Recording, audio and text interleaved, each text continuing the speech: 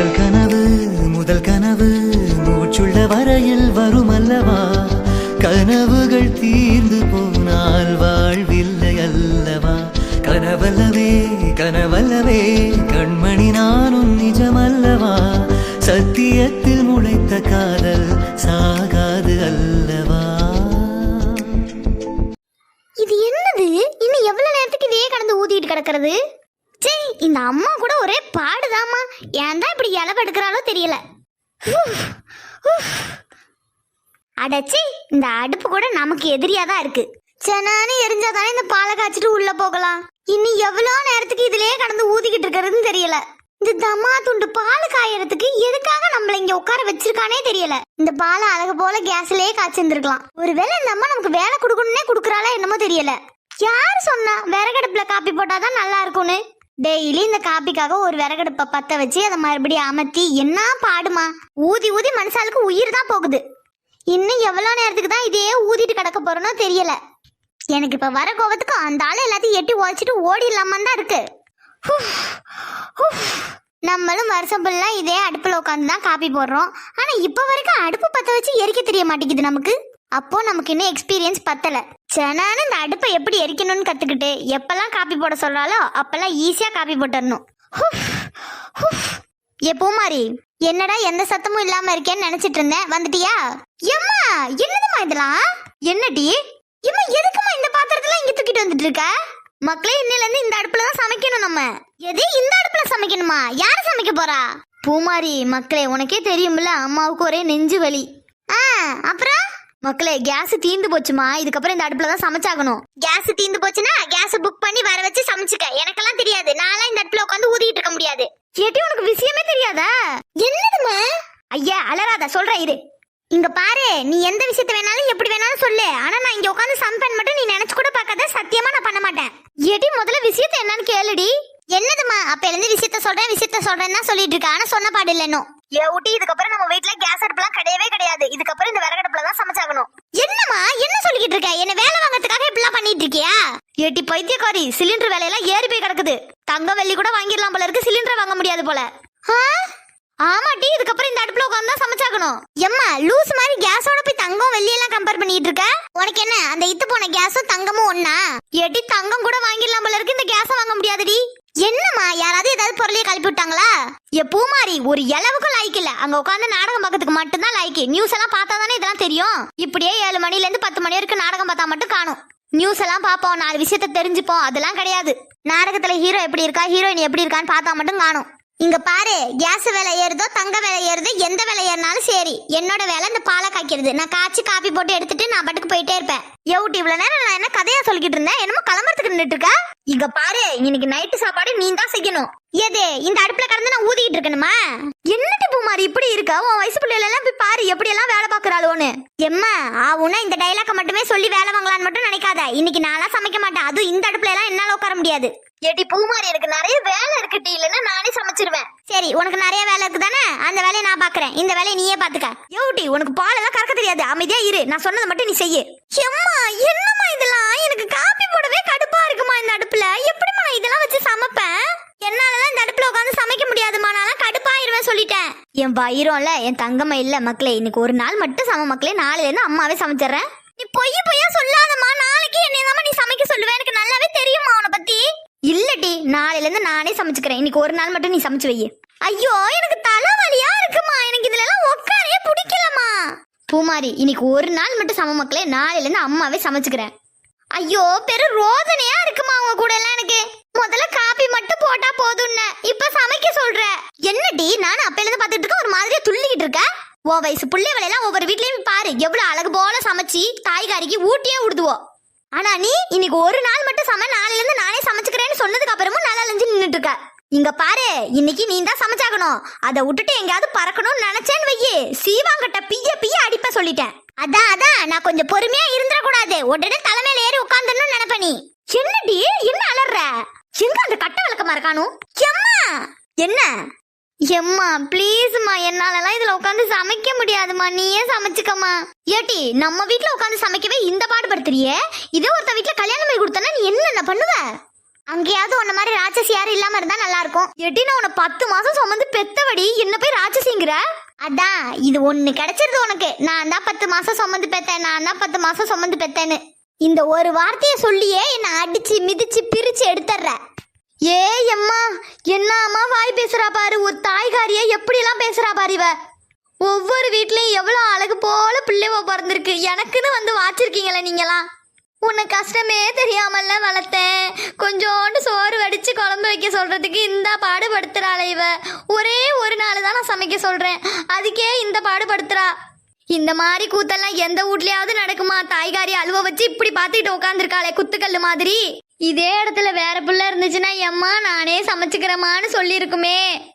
எம்மா தாயே, உன் காலில் வேணாலும் உளுந்து கேட்குறம்மா. நான் இன்னைக்கு மட்டும் இல்லை, டெய்லியும் நானே இந்த அடுப்பில் உட்காந்து சமைக்கிறேன். தயவு செஞ்சு நீ இங்கேருந்து போயிடுமா. இங்கே பாருடி, சோறு வடிச்சு புளிக்குழம்பு வச்சு அண்ணனுக்கு உருளைக்கிழங்கு பொரியல் தான் பிடிக்கும். அண்ணனுக்கு உருளைக்கிழங்கு பொரியல் வச்சுட்டு அப்பளத்தை பொரிச்சுட்டு அவ்வளோதான் மக்களே வேலை.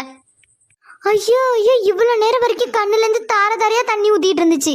நான் சோறு வடிக்கிறேன் குழம்பு வைக்கிறேன்னு சொன்ன உடனே கண்ணை தொடச்சிட்டு ஆர்டர் போட ஆரம்பிச்சிட்டா. எப்படிதான் இந்த அம்மாவுக்கு முணுக்குனா கண்ணுலேருந்து தண்ணி வருதோ தெரியல. நான்லாம் எவ்வளோ முக்குனாலும் ஒரு பொட்டு தண்ணி வராது.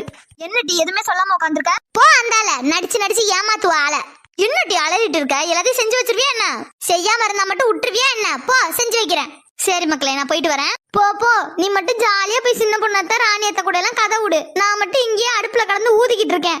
ஐயோ, இதுல நான் காப்பி போடுறதுக்கே என் பாதி உயிரை கொடுக்குற மாதிரி இருக்கும். இதுல எந்த ஆள நான் சோறு வடிச்சு குழம்பு வைக்க போறேனோ எனக்கு தெரியல.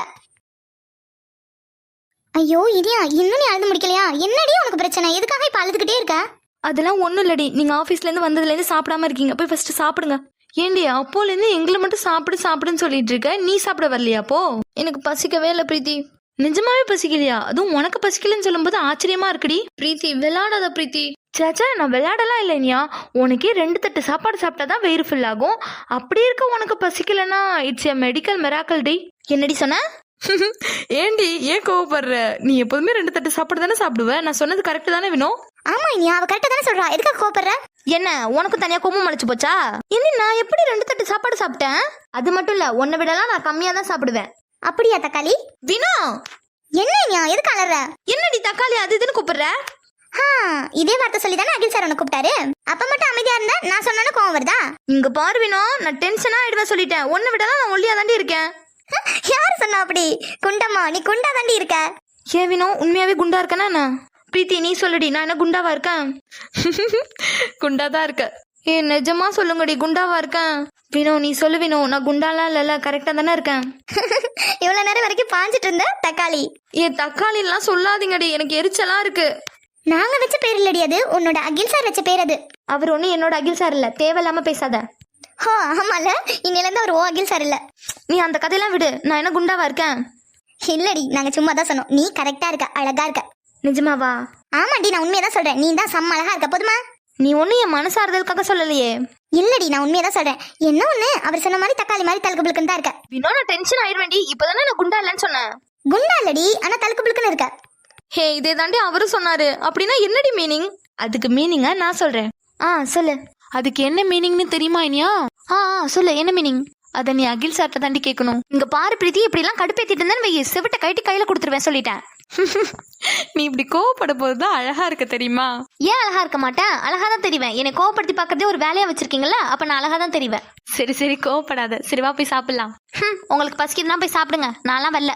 ஹோ, அன்னைக்கு சொன்னியே ஒரு தடவைக்கு 2 தடவை கூட கேட்க மாட்டீங்களா? எனக்கு பசிக்குது, நான் சும்மா பந்தாவுக்கு தான் சொன்னேன். அந்த மாதிரி நாங்க ஏதாவது கேட்போன்னு எதிர்பார்த்துட்டு நீ இவ்வளவு சீன் காமிச்சிட்டு இருக்கேனியா? பிரீத்தி நீ ரொம்ப விளையாண்டுட்டு இருக்க என்கிட்ட, அவ்வளவுதான் சொல்லிட்டேன் உனக்கு. அவ சொல்றதுல என்னடி தப்பு இருக்கு? அன்னைக்கு அகில் சார் கேட்கும்போது பந்தாவா சொன்னி, எனக்கு பசிக்கல வேணான்னு சொல்லிட்டு மறுபடி திரும்ப கூட கேட்க மாட்டீங்களா? நான் சும்மா பந்தாவுக்கு சொன்னேன்னு சொன்னியே, அததான் அவ சொல்றா. ஆமா இனியா, அததான் சொல்றேன். அப்படி எதுவும் பந்தாவுக்கு சொல்றேன்னா அப்படிலாம் சொல்லாத. நாங்க திரும்ப எல்லாம் கேட்க மாட்டோம், நாங்க சாப்பிட போயிடுவோம். இங்க பாருங்கடி, நான் ஒழுங்கு மரியாதை சொல்லும் போதே ஓடி போயிருங்க. அதை விட்டுட்டு என்ன கலாச்சிட்டே இருந்தீங்க, கண்டிப்பா என்கிட்ட வாங்கி கட்டிட்டு தான் போவீங்க, பாத்துக்கோங்க. எப்பா என்ன இப்பெல்லாம் மிரட்டுற? யாருக்கிட்ட இருந்து இனியா கத்துக்கிட்ட மிரட்டுறதுக்கலாம்? ஆமா இனியா, என்ன ஒரு அதிசயமா இருக்கு, நீ இப்படிலாம் வாய் பேச மாட்டியே. அது ஒண்ணு இல்ல வினோ, இவ வாயி நம்ம கிட்ட மட்டும்தான் பேசும். இதே வேற யாராவது வந்து ஏதாவது சொன்னாங்கன்னு வையன், அழுதுட்டு இருப்பா. அதான் வினோ, ஒரு பழமொழி சொல்லுவாங்கல்ல, வீட்டுல புலி வெளியில எலி, அது இனியாதான். பிரீத்தி வர வர உங்களுக்கு வாய் ஓவர் ஆயிடுச்சுடி. என்ன வினோ, உனக்கும் கொழுப்பு ஓவர் ஆயிடுச்சா? இல்ல இல்லம்மா, உன்ன வேலை கொழுப்பு கம்மிதான். வினோ சரிடி கத்தாத, நான் விளையாட்டுக்கு தான் சொன்னேன். சரி சரி பரவாயில்ல, வாங்க போய் சாப்பிடலாம். அப்பா உன் மூஞ்சில இந்த சிரிப்பை பார்க்கறதுக்கு எவ்வளவு கஷ்டப்பட வேண்டியதா இருக்கு. ரொம்ப பண்ணாதீங்கடி, வாங்க போலாம். சரி சரி வா போலாம். அம்மாடி வினோ, என்னம்மா நீங்களே இங்க வந்துட்டீங்க? ஏமாக்கா அம்மா ஒன்னதான் பார்க்க வந்தேன். அம்மா நாங்க 3 பேர் சாப்பிடறதுக்காக அங்கதான் வரலாம் நினைச்சிட்டு இருந்தோம். அப்படியா மக்களே, நான் கூட நினைச்சிட்டு இருந்தேன் இன்னும் சாப்பிடாம இருக்கீங்களே, இது உடம்பு சரியில்லையோ நினைச்சுக்கிட்டே வந்தேன். சேச்சா அதெல்லாம் இல்லம்மா, நல்லா தான் இருக்கும். நீ அம்மா? சொல்லுங்கம்மா. அப்பா என் பொண்ணு மூஞ்சில சிரிப்பை பார்க்கும்போது தான் எனக்கு சந்தோஷமா இருக்கு. ஏம்மா என்னாச்சு? இல்ல மக்களே, நீ வேலைக்கு போயிட்டு வரும்போது ரொம்ப சோகமா வந்தியா, அதான் நானும் என்னமோ ஏதோன்னு பயந்தே போயிட்டேன் தெரியுமா. அதெல்லாம் ஒண்ணு இல்லம்மா, வேலை டென்ஷன்ல இருந்தேன். இப்போ நான் நல்லா தான் இருக்கேன். ஓ வேலையில டென்ஷனா இருந்ததுனால தான் அப்படி இருந்தியா, வேற எதுவும் இல்லைல்ல மக்களே? அதெல்லாம் வேற எதுவுமே இல்லம்மா, நான் நல்லா தான் இருக்கேன், நீங்க கவலைப்படாதீங்க. சரி மக்களே. சரிம்மா நாங்க போய் சாப்பிட்றோம். சரிம்மா. ஐயா நான் என்னமோ சொல்றதுக்கு தானே இவள்கிட்ட வந்தேன். என்ன சொல்ல வந்தேன்? மக்களே ஒரு விஷயம் சொல்றதுக்கு தான் மக்களே வந்தேன். ஒரு நிமிஷம் இருறேன். என்னதுமா சொல்லுங்க. இது என்னமோ தாமா மறந்து போயிட்டு. இந்த பிரீத்தியை வந்து நான் வாரம் கோயிலுக்கு போக சொன்னேன்ல மக்களே. ஆமாம்மா, அது முன்னாடியே சொல்லியிருந்தீங்களே. அவதான் வீக்லி ஒன்ஸ் போயிட்டு தானே வந்துட்டு இருந்தா. இனியாமா அவ முன்னாடி போயிட்டு தாமா இருந்தா, அதுக்கப்புறம் 1 மாசம் ஆகுது இன்னும் கோயிலுக்கு போன பாடு இல்ல. என்னம்மா சொல்றீங்க? ஆமாமாக்கா, 1 மாசமா அங்க இங்கன்னு அலைஞ்சுக்கிட்டு இருந்துட்டு கோயிலுக்கு போறதே சுத்தமா மறந்துட்டா. பிரீத்தி, உனக்கு தான் தெரியும்ல வாரம் ஆச்சுன்னா கண்டிப்பா கோயில் போகணும்னு.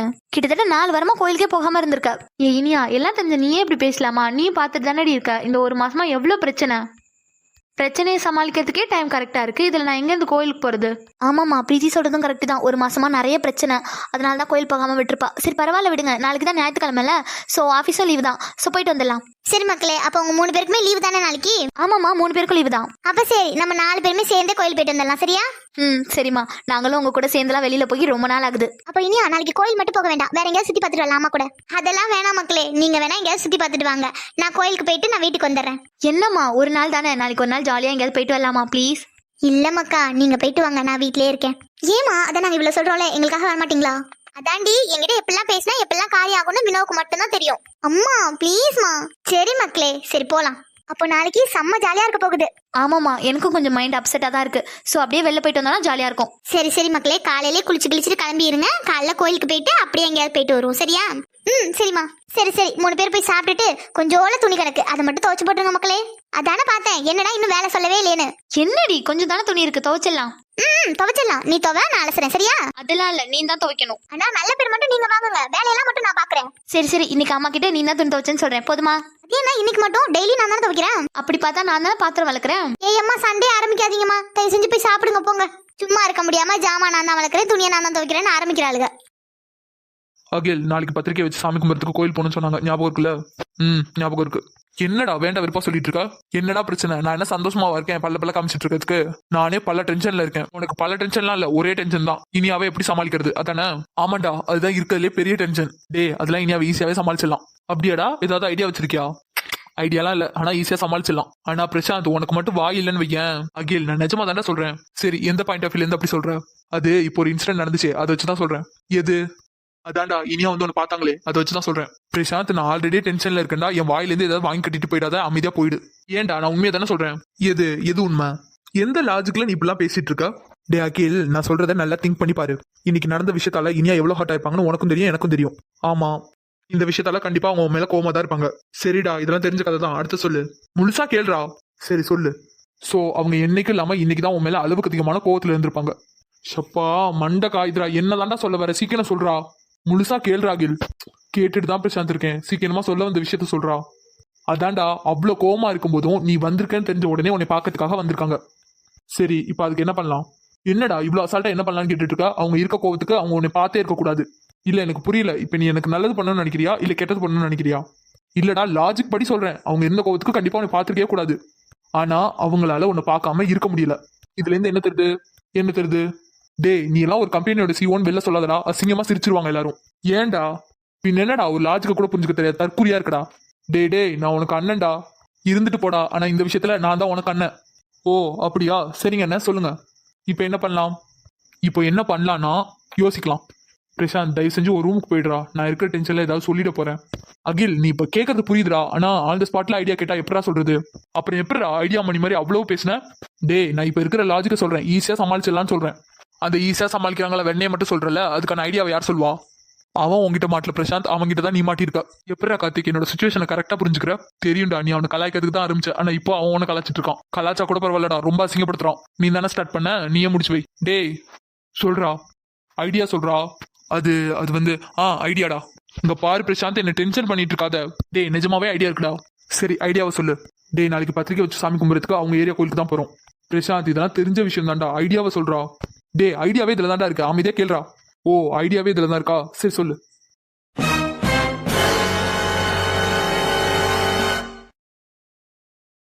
டே பிரசாந்த், இந்த ஐடியா செம்மையா இருக்குடா. அண்ணனுக்காக இவ்வளவு தூரம் யோசிச்சு ஐடியாலாம் சொல்லியிருக்க. ஸோ நாளைக்கு நீ எது கேட்டாலும் நான் வாங்கி தரேன். சேச்சா அகில், உனக்காக மட்டும் இந்த ஐடியாவை போடல, எனக்காகவும் சேர்த்து தான் போட்டிருக்கேன். தெரியும்டா ஃப்ராடு பையலே. டே அப்ப நானு உனக்கும் சேர்த்து தாண்டா தம்பி. அண்ணங்கடா, தம்பிடா.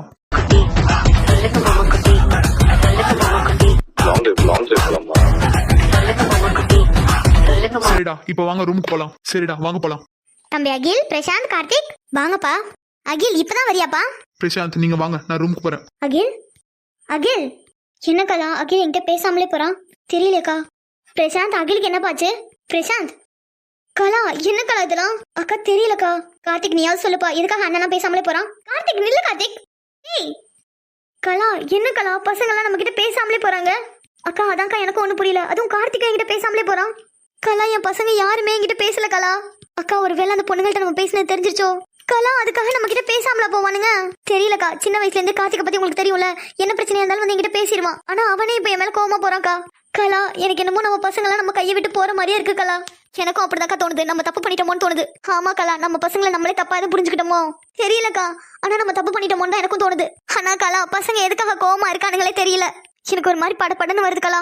அக்கா ஒண்ணும் இல்ல, வாங்க உட்காருங்க. அதெல்லாம் ஒண்ணும் இல்ல, நம்ம பசங்க கண்டிப்பா நம்மள்ட்ட பேசிடுவாங்க. கலா நம்ம பசங்க எல்லாம் நம்மள்ட்ட பேசிடுவாங்கல்ல, கவலைப்படாதீங்கக்கா, கண்டிப்பா பேசிடுவாங்க. இவளுக்கு 2 பேருக்கு என்னாச்சு? இவ்வளவு சோகமா உட்காந்துருக்காளுங்க.